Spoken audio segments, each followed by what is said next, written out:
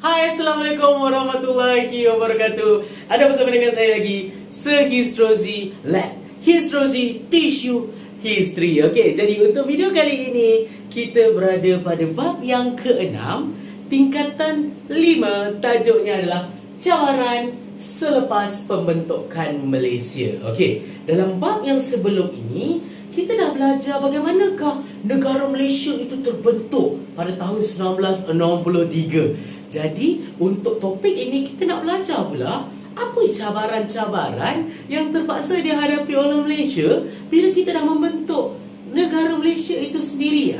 Bila kita dah membentuk negara Malaysia, korang kena tahu itu bukan satu benda yang mudah. Banyak cabaran-cabaran yang perlu kita hadapi selepas kita merdeka atau selepas kita membentuk Malaysia. Dan cabaran-cabaran ini ada cabaran daripada dalaman, cabaran daripada luaran dan sebagainya. Dan video yang sebelum ini kita dah belajar tentang cabaran dalaman. So ada satu lagi cabaran yang kita akan belajar pada hari ini. Tajuknya adalah pemisahan Singapura.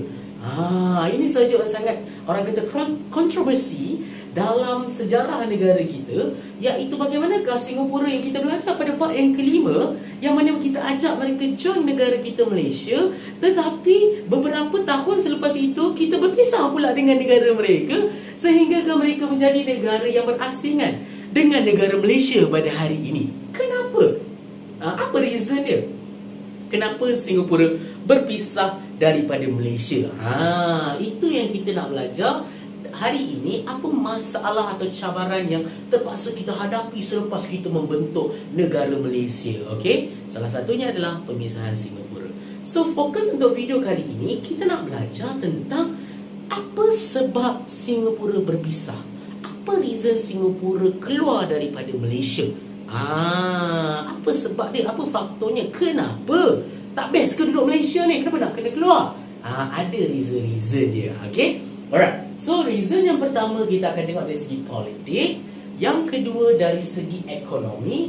Dan yang ketiga, ada masalah yang menyebabkan berlakunya perkauman di dalam negara kita. Masalah perkauman dalam negara kita. Okay? So, itu menyebabkan Singapura terpaksa dikeluarkan daripada Malaysia ataupun berpisah daripada Malaysia. So kita pergi kepada yang pertama dahulu, faktor politik ataupun faktor pemerintahan lah, senang kita cakap.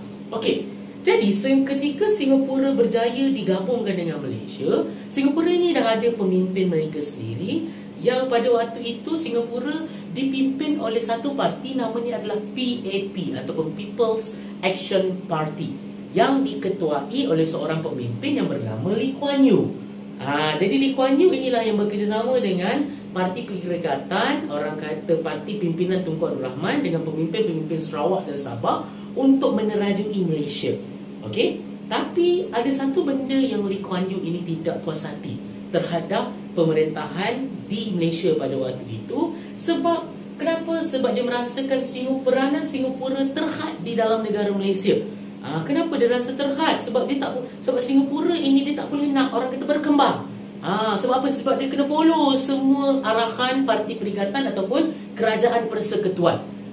Jadi Lee Kuan Yew ni tak nak, sebab dia nak memajukan lagi Singapura. Dia nak orang kata dia mempunyai pendapat yang berbeza dengan Tunku Abdul Rahman pada waktu itu. Jadi itu menyebabkan dia rasa tak puas hati dengan cara pentadbiran Malaysia pada waktu itu. Okey, selepas mereka hidup dalam negara kita selama 2 tahun. Okey, jadi apa yang berlaku? Wujudnya konflik antara pemimpin-pemimpin PAP, iaitu Lee Kuan Yew, dan juga pemimpin Parti Perikatan yang diketuai oleh Tunku Abdul Rahman. Senang kata, Lee Kuan Yew dengan Tunku Abdul Rahman ni tak ngam. Asyik gaduh je, lebih kurang macam tu. Tunku Abdul Rahman cakap A, Lee Kuan Yew cakap B. Lee Kuan Yew cakap A, Tunku Abdul Rahman cakap B. Jadi asyik tak ngam je. Kalau nak bincang tu selalu berdebat je kerja diorang dua ni. Okey? Jadi itu menyebabkan kenapa, salah satu reason kenapa Singapura ini dipisahkan daripada negara kita. Alright. Jadi pemimpin-pemimpinnya juga, contohnya Lee Kuan Yew, mereka memperjuangkan satu konsep namanya konsep Malaysian Malaysia. Alright, yang mana pada waktu itu berdasarkan perlembagaan negara kita, penduduk asal tanah Melayu, iaitu masyarakat Melayu, telah orang kata dipersetujui dalam perlembagaan kita, yang mana orang-orang Melayu ini ada keistimewaan sebagai penduduk asal di negara kita. Alright, ada beberapa keistimewaan Alright, tapi keistimewaan inilah yang tidak disukai oleh pemimpin-pemimpin PAP, terutamanya Lee Kuan Yew. Sebab Lee Kuan Yew merasakan setiap kaum tu kena sama, kena ada hak sama rata. Tak boleh ada kenapa kaum ini ada special, kenapa kaum lain ni tak special. Jadi dia tak nak.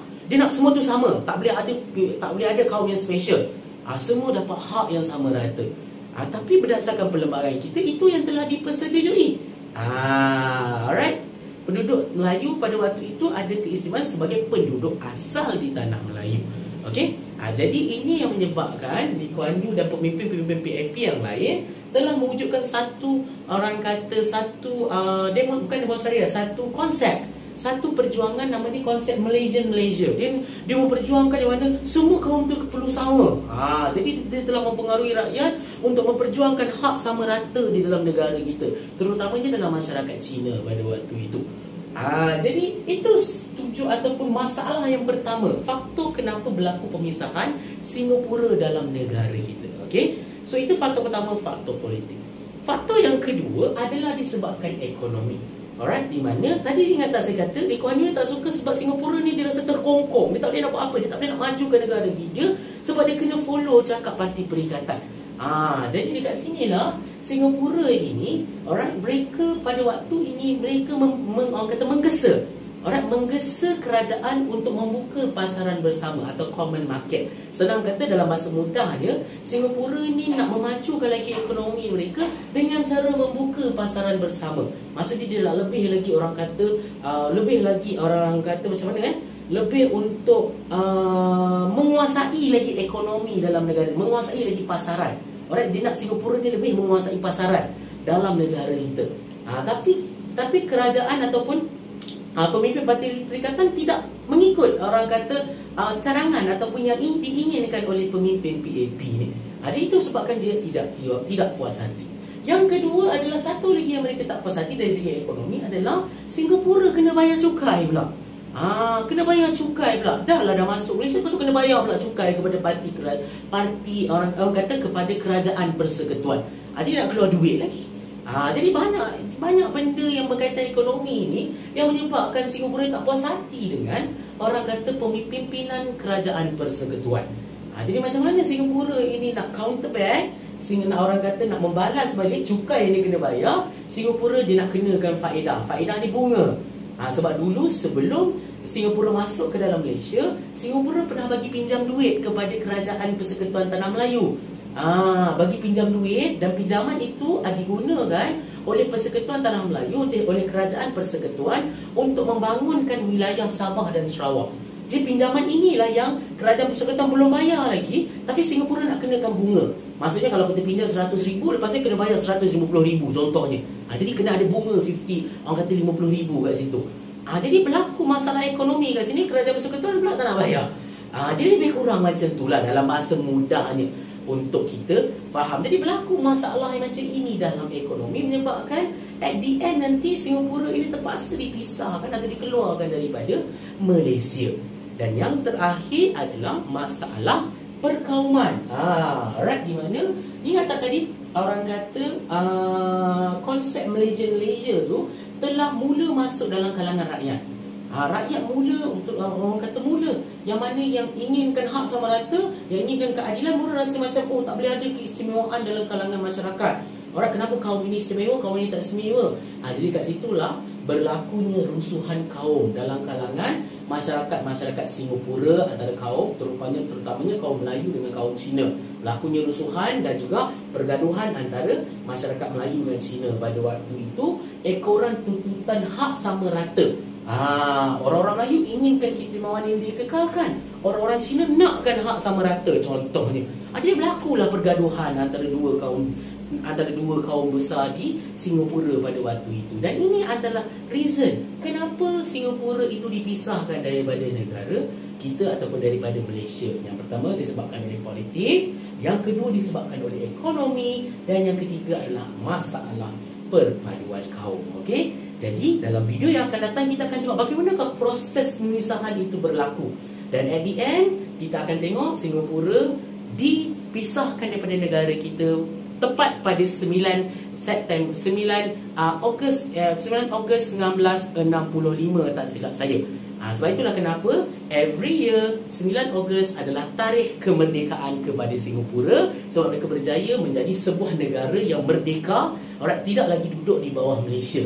Jadi sehinggalah hari ini Singapura adalah independent country. Okey, jadi dalam video yang akan datang kita akan tengok bagaimanakah proses pemisahan Singapura itu berlaku. Alright. Jadi itu saja untuk video kali ini. Kalau korang ada apa-apa topik nak dibincangkan bersama dengan saya, insya-Allah korang boleh komen, turunkan di ruangan komen.